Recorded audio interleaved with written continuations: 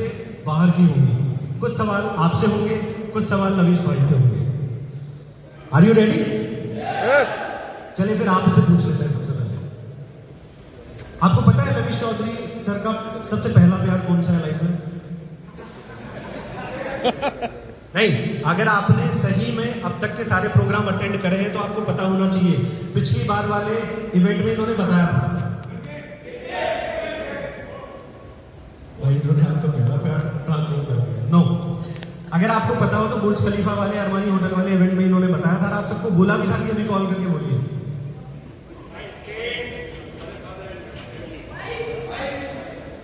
Yes yes yes yes yes, मुझे लगता है कि आप ना मोबाइल में ज्यादा ध्यान देते हो सुनते टाइम।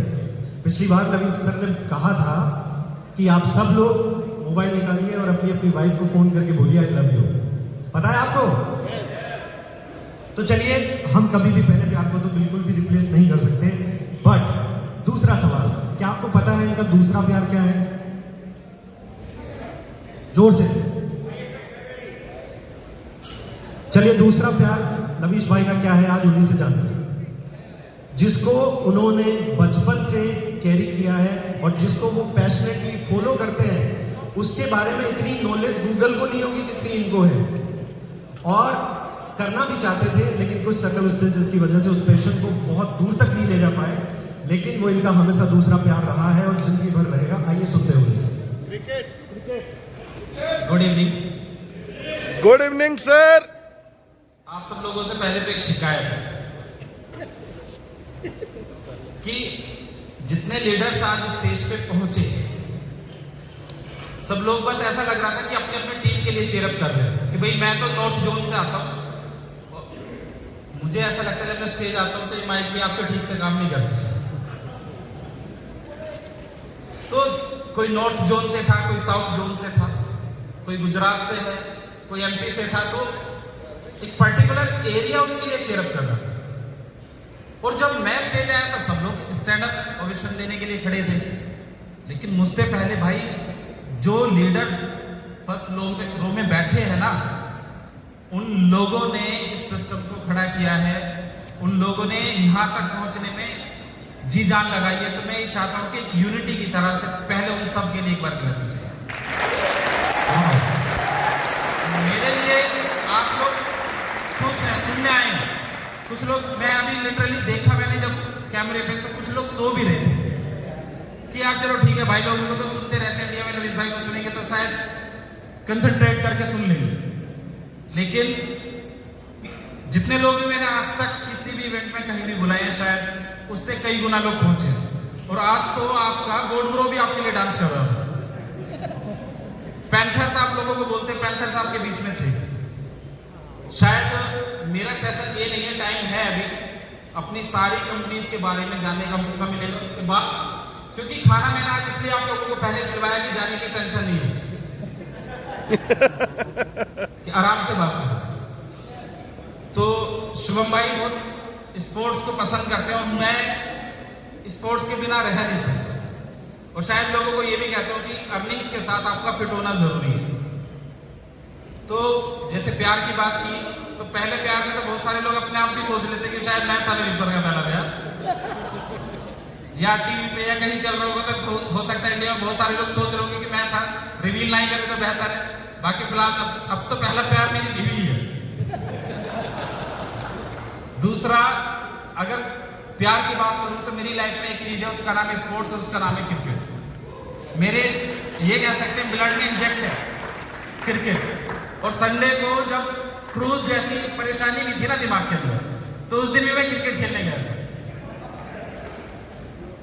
ये उस वक्त भी था कि जब इतनी सारी प्रॉब्लम्स थी, लेकिन तब भी क्रिकेट खेली थी कि मुझे पता है जब मैं क्रिकेट खेलने के लिए जाता हूं तो शायद लोगों को ये फील करा सकता, अगर ट्रिलियनर बनने की कगार पे पहुंचने वाला व्यक्ति अपने लिए खेलने के लिए टाइम निकाल सकता है, तो हम अपने बच्चों को मोबाइल में न लगा के कम से कम खेल के लिए इंस्पायर कर सकते हैं। तो बाकी शुभम भाई छोटे भाई हैं मेरे और बहुत ही प्यारे। इन्होंने कहा भाई आज एक इंटरव्यू करना है आपका, सभी लोगों के सामने कुछ ऐसी चीजों को रिवील करेंगे। मैंने कहा भाई ठीक है, करते हैं डिस्कशन, हो सकता है कुछ पोल भी खोले, कोई दिक्कत नहीं है। Thank you so much Shubham भाई, कैरी ऑन। ओके ठीक है। तो जैसा भाई ने बताया कि भाई का और मैंने बस यही कहा था कि एक बार दुबई आ जाओ, गुस्सा जाओगे नहीं। शायद उस वक्त लाइफ का सबसे टफ वक्त मैंने देखा, लेकिन एंजॉय भी किया कि शायद इससे बड़ी प्रॉब्लम तो शायद ऊपर वाला लाइफ में कभी नहीं देगा, इससे भी निकल के। और लोगों को एक ही बात कही, बहुत सारे लीडर्स के उस टाइम ना मोबाइल बंद हो गए, कह रहे भाई झिल नहीं रहा है। लोग छिप छिप के क्रूज के बाहर से छिप छिप के दूसरी तरफ जा रहे थे। कुछ लोग क्रूज पे चढ़ गए थे तो बहुत खुश थे, जो क्रूज पे नहीं चढ़े थे तो वो वैसे परेशान थे। मैंने कहा था, लोगों से पूछा था उससे पहले कि दुबई आने का सबसे बड़ा जो वर्ल्ड रिकॉर्ड है वो एक कंट्री से एक टाइम पे कितने लोगों का। तो किसी ने मुझे बताया था कि 2400 लोगों का गिनीज बुक में रिकॉर्ड दर्ज है। मैंने कहा 2400 का अगर रिकॉर्ड दर्ज है तो जितने हमारे सही तरीके से लोग पहुंच गए वो तो रिकॉर्ड में आए ना आए, लेकिन जो 2700 लोग उसके बाहर खड़े हैं, हमारे तो बाहर खड़े खड़े लोग रिकॉर्ड तोड़ने के लिए तैयार हैं। और उन 2700 लोगों को जो बाहर थे भाई, 5 दिन भले ही नहीं सोया, लेकिन मैं ये कहता हूँ कि उस दौरान जो मैंने कमाया है ना उन 5 दिन में, शायद दुनिया में आपने स्पार्टन मूवी देखी होगी, तो मैंने ऐसे स्पार्टन ऐसे वॉरियर पैदा करे उन 5 दिन के अंदर, शायद दुनिया की किसी भी कम्युनिटी से स्ट्रॉन्ग ऐसी कम्युनिटी बिल्ड हुई। तो उसी की वजह है कि आज ही मुझे पता चला है कि ब्लैक पैंथर फर्स्ट में मैंने कहा था कि इंडिया में आप रवि चौधरी को जब सर्च करते हो तो बेस्ट क्रिप्टो फाउंडर के तौर पे इंडिया में सर्च करते हो। तो आज ही रिसेंटली पता चला कि स्पार्टन्स की वजह से, इन टीम की वजह से शायद वर्ल्ड में टॉप 15 क्रिप्टो लीडर्स को अगर आज वर्ल्ड में सर्च करोगे तो रवि चौधरी का नाम है।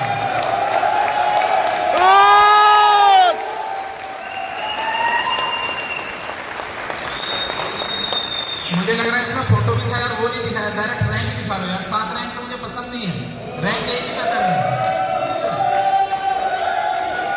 लेकिन वर्ल्ड में 7वीं रैंक हासिल करके आज वर्ल्ड में क्रिप्टो लीडर्स में अगर कोई बोल रहा है तो शायद नंबर 1 बहुत ज्यादा दूर तो है नहीं, वर्ल्ड में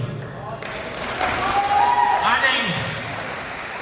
और 5 दिन बोर्ड प्रो मेरे साथ था, लोग मुझसे पूछते भी थे भाई बोर्ड प्रो किधर है, कभी कभी पूछते थे। तो आज मैंने कहा देखो बोर्ड प्रो इधर है, और जब डांस हो रहा था तो नाच भी रहा था बोर्ड प्रो। थैंक यू भाई। इससे एक्चुअली मैं सवाल ये पूछना चाह रहा था कि मैंने आपको कभी नहीं देखा कि आप गुस्सा करते हैं, तो मैं आपसे जानना चाहूंगा कि आपको कभी गुस्सा आया, कोई किस्सा सबसे ज्यादा अगर आता भी है तो किस पे, ऋतिक को छोड़ के सोचो। नहीं, बेसिकली क्या है, मर्द को गुस्सा तो आता ही है, लेकिन बिजनेस में मैंने एक चीज सीखी है कि गुस्से को आपको ना हमेशा अंदर पालना चाहिए। घातक मूवी थी शायद, क्योंकि गुस्से को पालना सीखना चाहिए।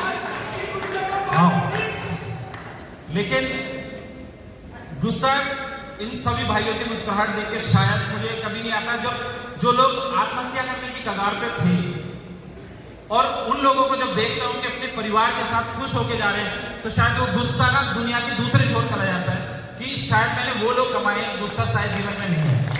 वाह, कमाल की बात, वेरी ट्रू। तो ये तो आपने आज सीख ही लिया कि गुस्सा कभी करना ही नहीं, गुस्से को डिलीट मार दीजिए। लेकिन भाई स्पोर्ट्समैन है तो ग्राउंड के अंदर गुस्सा आपको बहुत आना चाहिए। वहाँ पे अक्सर क्या होता है कि हम जब संडे को क्रिकेट खेलने जाते हैं तो लवीश भाई के साथ हमेशा ही हमारा रहा है सीन कि 1 घंटा मैच और 2.5 घंटे बहस। ऐसा क्यों होता है भाई? ऐसा इसलिए, देखो हार अपने को समझ आते नहीं, तो साम दाम दंड भेद नीति, कुछ भी हो जीतना जरूरी है। तो गुस्सा सामने वाला दिलाई देता है मुझे, क्रिकेट ग्राउंड में मुझे गुस्सा आता है। अच्छा चलो, आप तो फिर भी गुस्सा कर लो तो आपको कोई कुछ नहीं बोलेगा। आप पे गुस्सा कौन करता है? आप किससे डरते हो? ये बता, ये क्वेश्चन देखो, मैं अगर डरता हूँ, सही बताऊं तो मैं अपने फादर से आज भी डरता हूं। मैंने आज तक कुछ नहीं किया अपने फादर के किसी सवाल पर। मेरे फादर, मेरी मॉम ने आज तक जो कहा वो फाइनल है, दैट्स इट। लोगों ने मिथ बनाया कि बीवी से डरते हैं, वैसे ये सच भी है। क्योंकि अगर शाम को बीवी का एक बार फोन आ जाए किसी को कि आपसे कुछ अर्जेंट बात करनी थी, 2 घंटे बाद बात करना, तो आप लोग मेरी बात नहीं करो, मैं आप ही की बात करो, तो उनसे ये पूछते हैं कि अभी बताओ 2 घंटे का टाइम दिया मेरे पास। लेकिन मुझे वहां डर नहीं लगता, और जब आप सच्चे होते तो शायद डरते किसी से नहीं हो। माँ बाप से बढ़ के इस दुनिया में कोई भी चीज नहीं होती, और मैं शायद उनकी डर कह लो, इज्जत कह लो, या कुछ भी, आज तक अपने फादर को पलट के जवाब नहीं दिया। तो ये हमें आपसे सीखने की जरूरत है कि अगर लाइफ में खुदा है। उन 21 दिन के अंदर, पहले लॉकडाउन के अंदर, अपने दिमाग में एक चीज बनाई थी कि पैसे चाहे कितने भी कमाऊंगा, लेकिन अगर जहां तक नजर जाएगी ना, तो शायद उसकी पॉकेट में 2000 में 2 लाख देने लायक भी रहूंगा तो 2 लाख भेजूंगा, लेकिन किसी को परेशान नहीं रहने दूंगा। जो मेरे से कनेक्ट होगा, जहां तक मैं बोल सकता हूँ, जहां तक मैसेज को पहुंचा सकता हूँ। एक मेरे टीचर हैं, खुददार व्यक्ति, मैंने लगा मुझे यार उनकी हेल्प करनी चाहिए, मैंने उनको 50,000 रुपये भेजे, लेकिन उन्होंने नहीं दिए कि नहीं बेटा पैसे नहीं यार, काम दो। ज़ईफ आदमी है, थोड़े बूढ़े हैं, 55-60 साल की एज है, 60 साल, काम तो शायद मुझे अच्छा भी नहीं लगेगा कि मैं उनसे कुछ काम कराऊं। लेकिन मैंने क्या करा, एक पेज रोज उनको टाइप करने के लिए देता हूं, उनको बताया सर आपके लिए काम आया, उनको कंप्यूटर खरीद के दिया, लैपटॉप दिया कि काम आया है, एक पेज टाइप करने का ना 500 रुपये मिलते हैं। कह रहे बेटा मुझे तो टाइपिंग आती। मैंने उनको 5-7 दिन थोड़ी थोड़ी टाइपिंग सिखाई, और रोजाना उनको 2 पेज भेजता हूं सुबह कि ये टाइप करा करो, और वो टाइप करके वापस शाम को भेजते, तो कुछ गलतियां भी निकालते, उन्हें ऐसा ना लगे कि वो इतना परफेक्ट काम कर रहे हैं। थोड़ी थोड़ी गलतियां भी निकालते हैं, तो रोजाना उनका 1000 रुपये का काम होता है, और महीने में उनको 30,000 जाते हैं। मुझे सेटिस्फेक्शन ये होता है कि मैं अपने गुरुजी की हेल्प कर पा रहा हूं, और उनको सेटिस्फेक्शन ये है कि वो खुददारी के साथ पैसे कमा रहे हैं। तो जब आप किसी की हेल्प करो तो उसकी आंखें झुकनी नहीं चाहिए। हेल्प करने का मतलब किसी को नीचा दिखाना नहीं होता। जब आप किसी की हेल्प करो तो वो प्राउड फील करे कि ठीक है, ऐसा मेरा ब्रदर है, या मुझे इस लायक बनाया। और मैं आप लोगों से यही कहना चाहता हूँ, जितने वजहों से आप मुझे सुन रहे हैं, मैं कोशिश करता हूँ जितने भाई लोग और इधर बोलने आएंगे तो उन्हें भी थोड़ा ध्यान से सुनिएगा। आप लोग प्यार करते हैं मुझसे, लेकिन जितनी विंग्स मैंने बनाई हैं वो भी सिस्टम की ही विंग्स हैं, हमें मजबूती देने वाली है। और जब मेरा एक्सीडेंट हुआ उस दिन मैंने अपने आप को फील करा था कि शायद मैं नहीं खेल पाऊंगा, लेकिन देश में जब देखता हूं कि हमारे पास मेडल्स नहीं है, या देश में जब अपने तिरंगे को नीचे देखता हूं तो दर्द फील होता है। लोग ये कहते हैं कि नहीं ठीक है, पैसा कमाना सब कुछ है, अपनी लाइफ में पैसा मैंडेटरी नहीं है, पैसा तो आ जाता है, और बहुत सारे लोग आप कमा भी रहे हो। शायद जितने लोग यहाँ बैठे हैं उन लोगों को पैसे के बारे में शायद टेंशन भी नहीं है, या बहुत ज्यादा सोचने की जरूरत भी नहीं, अच्छा पैसा आ रहा है। लेकिन एक चीज ठानी है, समझी है, जो मिशन 2036 लिया है, और आप लोग एक बात जानते हैं कि जो आज तक कहा है वो करके दिखाया है कि नहीं दिखाया। तो लिख लेना, रिकॉर्ड कर लेना, 2036 में इंडिया के मेडल्स, चाहे यूएस सामने हो चाहे चाइना, चाइनीज माल की तरह उसे रिजेक्ट ही करने वाले इंडियंस है ना।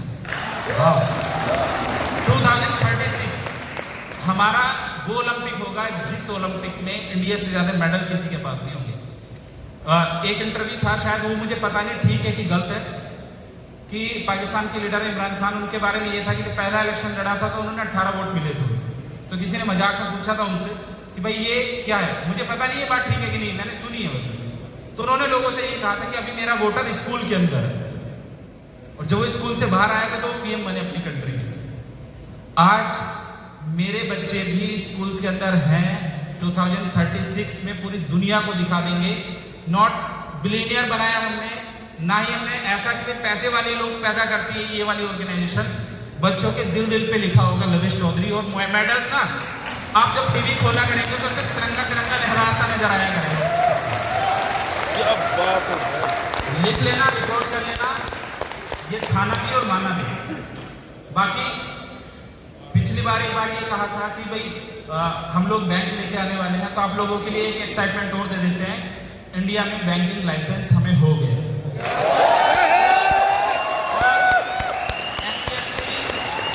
अनलिमिटेड ब्रांच आपको दिखने वाली है। 20 ब्रांच हमने पहले सोचा है कि 30-30 किलोमीटर में ही दिखाएंगे।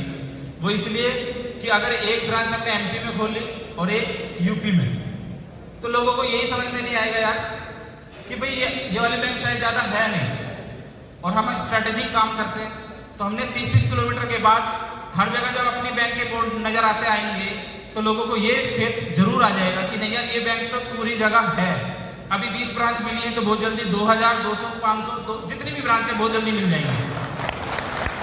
और लोग ये कहते हैं आरबीआई ने ये कर दिया वो कर दिया। आरबीआई ने दिया अभी मुझे लाइसेंस।